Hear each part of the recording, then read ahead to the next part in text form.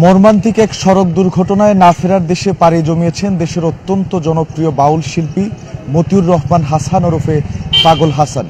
আসমানে যাই ওনারে বন্ধু ধরতে পারবো না, প্রিয় মানুষটিকে পরপারে না যাওয়ার এই আকুতি করা মানুষটি আজ নিজেই চলে গেলেন না ফেরার দেশে।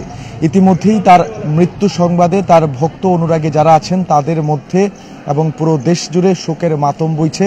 তিনি সুনামগঞ্জের কৃতি সন্তান, সিলেট সুনামগঞ্জ সহ পুরো দেশেই কিন্তু তার মৃত্যুতে ইতিমধ্যে একটি শোকের ছায়া নেমে এসেছে।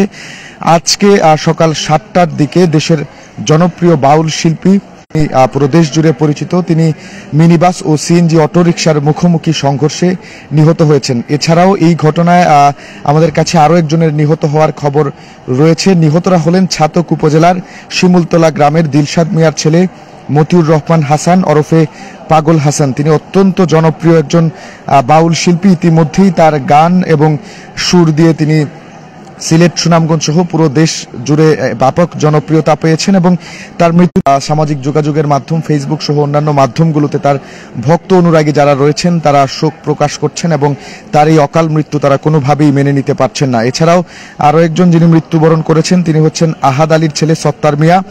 এই ঘটনায় রুকন মিয়া, কয়েস মিয়া এবং জাহাঙ্গীর আলম নামের আরো রয়েছে এবং আহতদেরকে উন্নত চিকিৎসার জন্য সিলেটের এমইজি ওসমানী মেডিকেল কলেজ হাসপাতালে পাঠানো হয়েছে বলে আমাদেরকে নিশ্চিত করেছেন ছাতক ফায়ার সার্ভিসের ডিউটি অফিসার পাবেল আহমদ।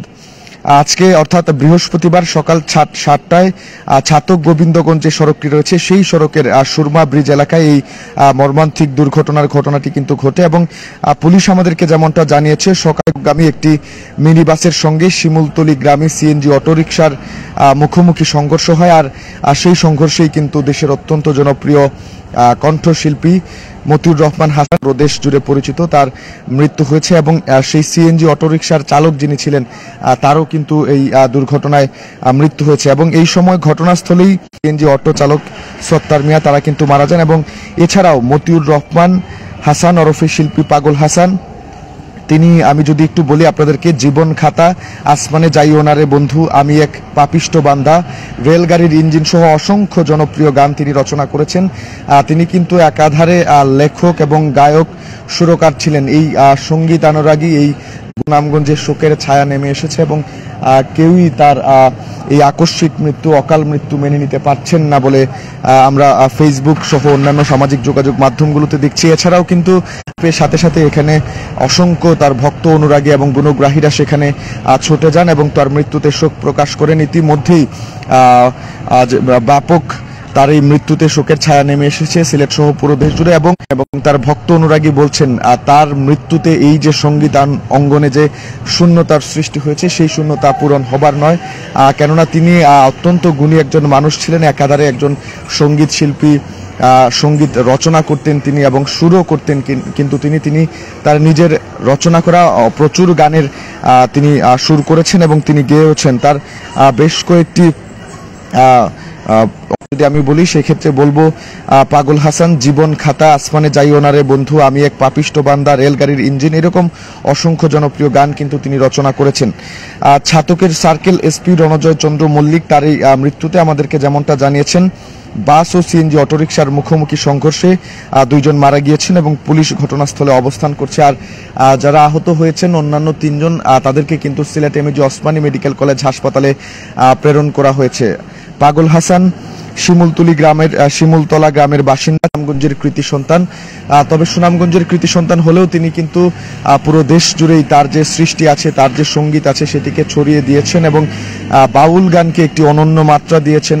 বাউল গান আধুনিক প্রজন্মের একজন শিল্পী হয়েও, নতুন প্রজন্মের একজন মানুষ হয়েও তিনি বাউল গানের প্রতি তার যে আসক্তি ছিল, বাউল গানের প্রতি তার যে প্রেম ছিল, তার যে টান ছিল সেটি কিন্তু পুরো দেশ জুড়ে তিনি ছড়িয়ে দিয়েছেন এবং তার ফলে তিনি পুরো দেশে একটি ব্যাপক জনপ্রিয়তার তৈরি করে কিন্তু সামাজিক যোগাযোগ মাধ্যম সহ অন্যান্য প্ল্যাটফর্মে বেশ ভাইরাল হয়েছে। তার মধ্যে জীবন খাতা, আসমানে যাই ওনারে বন্ধু, এই গানগুলো বিশেষ করে মানুষজনের মুখে মুখে কিন্তু শোনা যায়।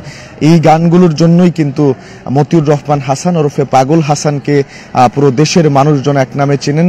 বেশ জনপ্রিয় তিনি সঙ্গীতাঙ্গনে। এই সঙ্গীতানুরাগীর মৃত্যু এবং তার যে অকাল মৃত্যু আমরা বলবো, সেই মৃত্যুকে কোনোভাবেই মানুষজন মেনে নিতে পারছেন না। তার মরদেহটি পুলিশের কাছে রয়েছে এবং অন্যান্য যারা আহত হয়েছেন তাদেরকে এই Sylhet MAG Osmani medical college হাসপাতালে প্রেরণ করা হয়েছে উন্নত চিকিৎসার জন্য।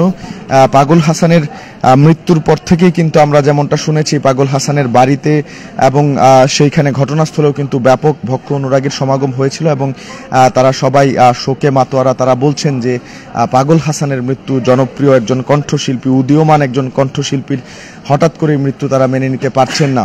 পাগল হাসান একাধারে যেমন একজন কণ্ঠশিল্পী ছিলেন, ঠিক তেমনি তিনি কিন্তু গান রচনা করতেন এবং তার লেখা গানগুলো তিনি গাইতেন এবং সুর করতেন। এক কথায় বলা চলে সুনামগঞ্জের কৃতি সন্তান, সুনামগঞ্জের ছাতকের শিমুলতলা গ্রামের কৃতি সন্তান মতিউর হাসান ওরফে পাগল হাসান নামে যিনি তার ভক্ত অনুরাগীদের কাছে বেশ জনপ্রিয়, তিনি আজকে সকাল 7টায় মর্মান্তিক এক সড়ক দুর্ঘটনায় মৃত্যুবরণ করেছেন, যে মৃত্যু কোনোভাবেই তার ভক্ত অনুরাগীরা মেনে নিতে পারছেন না। এই ঘটনায় কিন্তু আরও একজন সত্তার মিয়া নামে যে সিএনজি চালক ছিলেন, সেই সিএনজি চালকেরও কিন্তু ঘটনাস্থলেই মৃত্যু হয়েছে এবং আরও 3 জন যাত্রী সিএনজি অটোরিকশার তারা কিন্তু গুরুতর আহত হয়েছেন। তাদেরকে Sylhet MAG Osmani medical college হাসপাতালে প্রেরণ করা হয়েছে এবং পাগল হাসানের মৃত্যুতে কিন্তু সামাজিক যোগাযোগ মাধ্যম সহ সর্বত্র তার ভক্ত অনুরাগীদের মধ্যে শোকের মাতম দেখা দিয়েছে।